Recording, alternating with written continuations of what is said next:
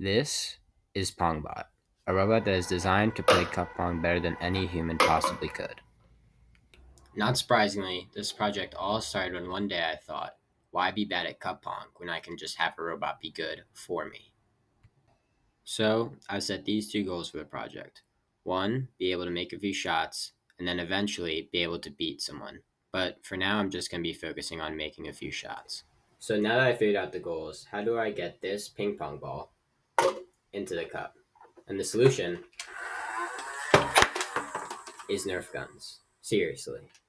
If you've ever opened up one of these automatic Nerf guns before, you know that there are two motors inside. And how the gun actually works is that a bullet is loaded into the chamber, you hold down this button to speed up the motors, and then when you pull the trigger, the bullet is pushed forward into the two motors and it launches the bullet forward.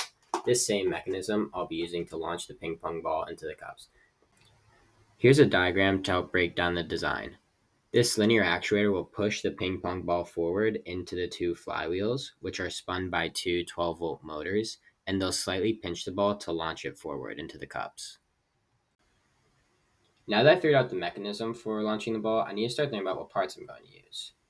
Lying around my house, I was able to find this hobby gear motor and this H-bridge module, which I can use to control both the speed and the direction of this hobby gear motor. Online, I found an STL file of a linear actuator that is controlled by a hobby gear motor. That'll be perfect, and I can incorporate it into my general flywheel design, and it will be used to push the ball into the two 12-volt DC motors. When looking at what motors I want to actually buy for that, the 12-volt DC motors were the best option because I need something that's higher power than the actual hobby gear motors. But because of the high power and high current requirement of these two motors, I'm going to need a strong motor driver. I was able to find this online and it should do the job. Before I start to CAD design, I need to figure out how the robot will aim at each cup. First, the robot needs a way to rotate left and right with precision. A servo motor is the best choice here. It can rotate from 0 to 180 degrees accurately, and there are a lot of torque options. This metal gear servo I found on Amazon is more than strong enough. Next, I have to think about the launch angle. At first, I planned to use another servo for this, but I realized it's actually much easier to keep the launch angle fixed and adjust the robot's height instead. This keeps the CAD simpler and makes the ball velocity kinematics math much easier. Now, it's time for a quick assembly montage.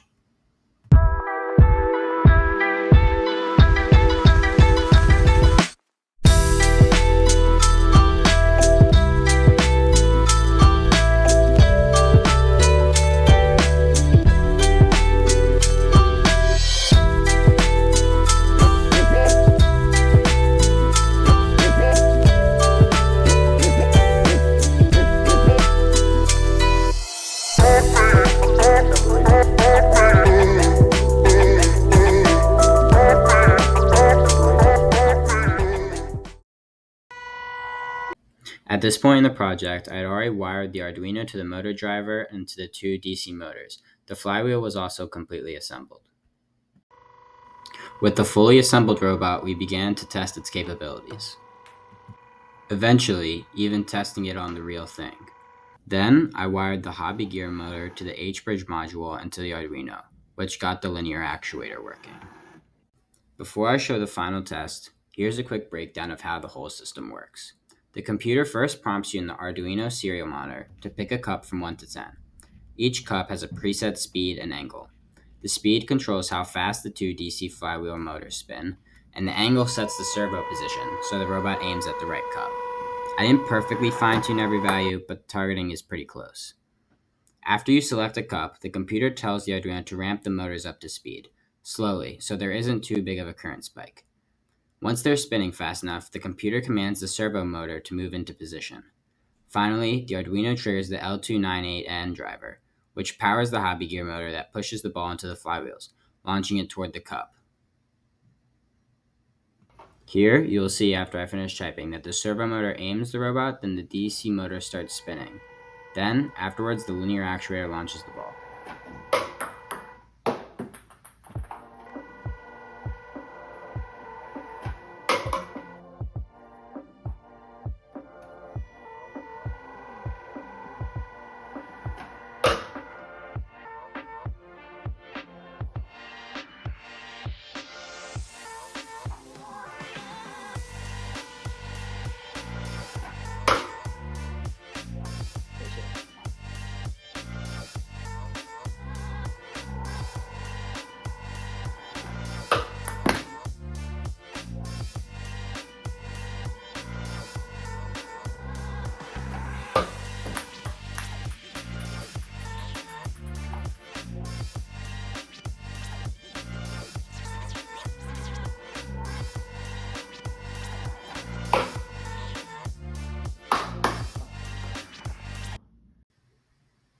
As you probably noticed, the robot doesn't have perfect aim yet.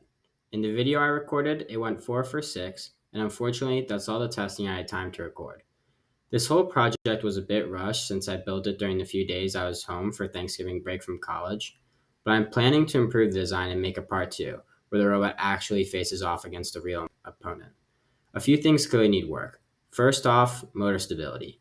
The flywheel motors aren't fully anchored, partly because of my design and partly because of the awkward mounting hardware they came with. That means that the motors shift around, which pretty much destroys any fine tuning I try to do.